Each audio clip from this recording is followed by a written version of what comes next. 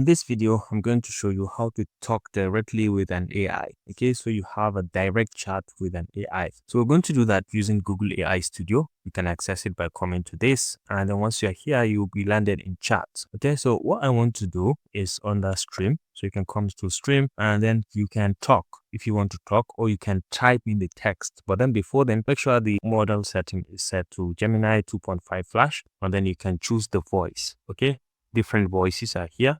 You can Ready to build something awesome today? Got a project in mind? Got a project in mind? What do you want to explore?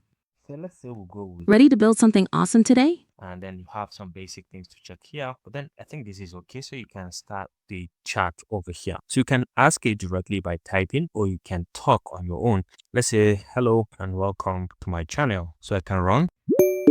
Hello, how can I help you today? I want to ask you about the future of AI in Nigerian universities. So you can just go ahead. That's a fascinating topic.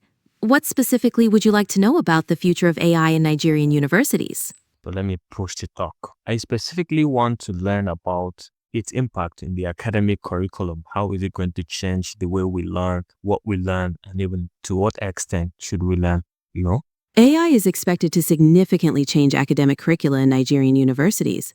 It could lead to the introduction of new courses and specializations in AI, and also integrate AI tools into existing subjects to enhance learning. It could also personalize the learning experience for students. And that's fantastic. And I think I'm moved by this. So to what extent do you think it's going to affect the performance of students? Because nowadays, most students are relying on AI things rather than thinking on their own. That's a valid concern.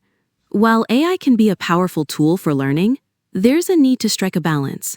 Universities will need to teach students how to use AI tools responsibly and critically, ensuring they still develop their own critical thinking and problem-solving skills. It's more about AI using it as a tool to enhance learning, not replace independent thought.